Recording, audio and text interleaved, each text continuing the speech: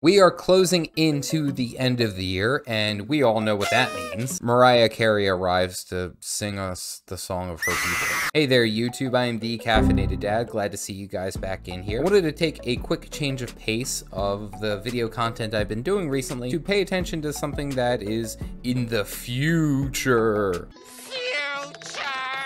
Specifically, I want to talk about MMOs that are making big changes in the year of 2022 and why we should have them on the radar. God, I'm not talking about Guild Wars 2. This feels like cheating. Anyways, all right, I gotta admit, I'll be the first one to say I gave New World so much crap. If you look at, like, historically, all of my videos, I've trash talked this game so much. But I will say, even through all that BS that I've given them, they still have my attention. I've watched video after video after video of New World content, guides, streams, all that jazz, and I'm still interested. It looks like it can be a very good game. Now, in its current state, it fell kind of flat. It went from the savior of all MMOs to essentially a wet pool noodle. Specifically, you hear a lot of negative comments about it because of its repetitiveness, and then it's just lack of overall content. There's not a lot of depth. You're jumping into a puddle. But I think that it's being judged too quickly. Let me explain. Of course, being backed by Amazon and Amazon Games, New World isn't going away. I guarantee it. A lot of the changes that people are asking for and simple bug fix issues are honestly not outside of the reach of the budget that Amazon Games has. You gotta remember, Jeffrey Bezos doesn't just throw money away. I mean, think back to when Elder Scrolls was released. It didn't do well at all, but it's a pretty good game, it seems like. I am expecting New World to turn it around in 2022. I have a feeling that they're going to make a lot of changes. I have a feeling that Jeffrey Bezos and this company is not going to let this game go away. I think that they want to carry it into the future and be one of the hallmarks of the MMO genre. It's just going to take time.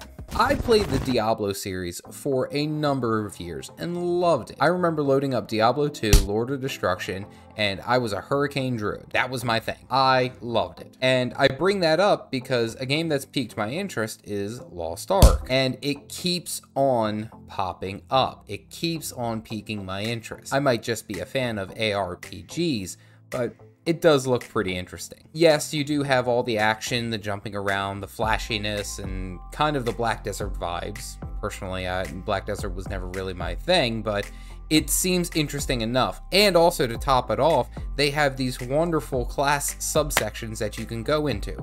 There's a lot of diversity there. It loses some of the typical MMORPG elements. I do think that there's a lot of progress for this game to be done fairly well.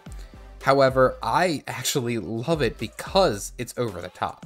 It's too much. A lot of times we see MMOs that are trying to be too reserved. They want to be, you know, that classic fantasy wizard, elf archer, dwarf warrior, and that's the truth. This game is just like way obnoxiously high, and I think it's awesome. The game does have a story of sorts, and you do have your class selection, so there is quite a lot working with it right now. And of course, at the time of recording, it's still in beta, so we'll give it time. We'll see what happens. But I am extremely excited about this game, and if this game isn't on your radar, then I think you're missing out. This could be a really good one, because who doesn't like smashing through hordes of enemies with a single ability and feeling like a god? I raised my hand because I liked it. So, as a WoW vet, I've been paying attention to this for quite a while, and honestly, love the idea of Project Ascension. A classless based World of Warcraft game. It takes all the restrictions of classes from the original World of Warcraft, throws it out the window, and then gives you all these different options as you level. You can essentially become whatever type of caster or whatever type of fighter that you want. It's so cool. Complete freedom. I have been ridiculously outspoken about the amount of times that I love to play games that give me the opportunity to play the way I want to play. Doing what you want and being good at what you do, it's a win-win. And yes, essentially there's no defined classes, and you have the complete open spell book from World of Warcraft, with some new spells tossed in there. This concept is absolutely amazing, and this game has been around for a while, so it has shown some type of longevity. With Shadowlands being in a very precarious place, and WoW Classic essentially having its own timeline, this type of game has a fresh look at World of Warcraft, but in a unique way, so that someone who has experienced WoW for a number of years can have a bit of flexibility trying something new. That is awesome. Few and far between are the games that give you complete freedom. Dad joke to earn your like and subscription. What do you call an explosive horse?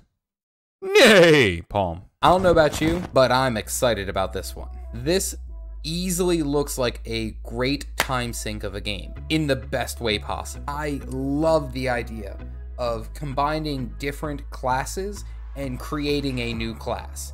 I love that. You have your base classes, you can mix and match the way that you want, and it changes up the playstyle, it changes up the fight, it changes up the combat. I play a lot of MMORPGs specifically because of the class fantasy. I love to feel a part of what that class is. If I'm a warrior, I want to be someone who's big, brooding, smacking people all over the place. If I'm a wizard, I want to be shooting lightning bolts from a distance and running around with long, white, gorgeous flowing hair. This game is in early development, but it is slated to release sometime next year.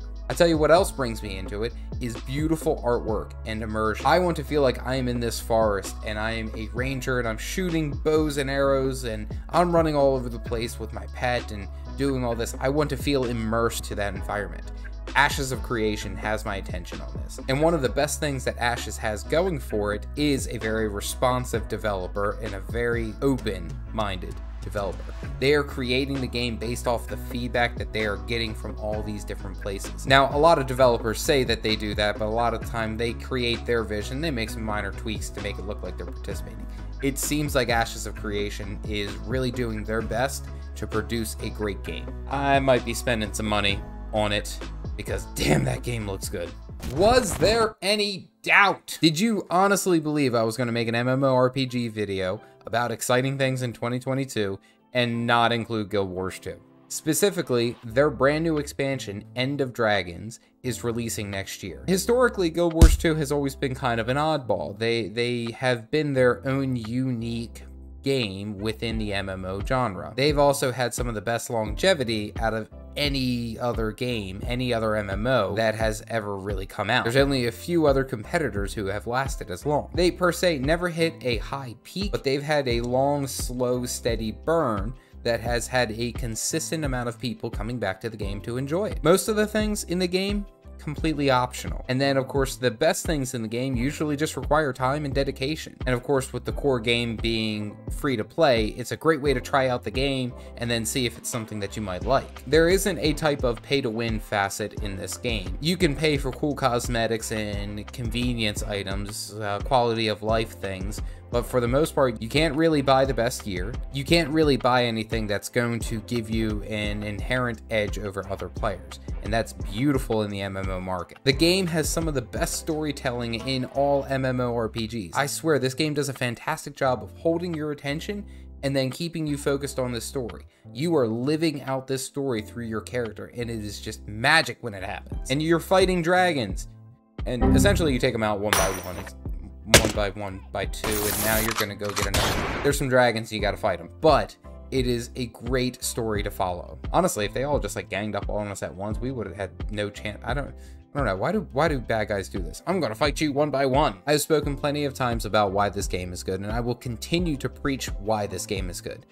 You're not gonna find this type of relationship with any other MMO. I guarantee it. I believe 2022 is going to be a hallmark year for Guild Wars 2 and could potentially be one of the reasons that they get catapulted all the way to the top. So are you interested in playing Guild Wars 2? Click on this video right here to find out which profession is the best to play for new players. As always, I'm the Caffeinated Dad. I'll see you guys around.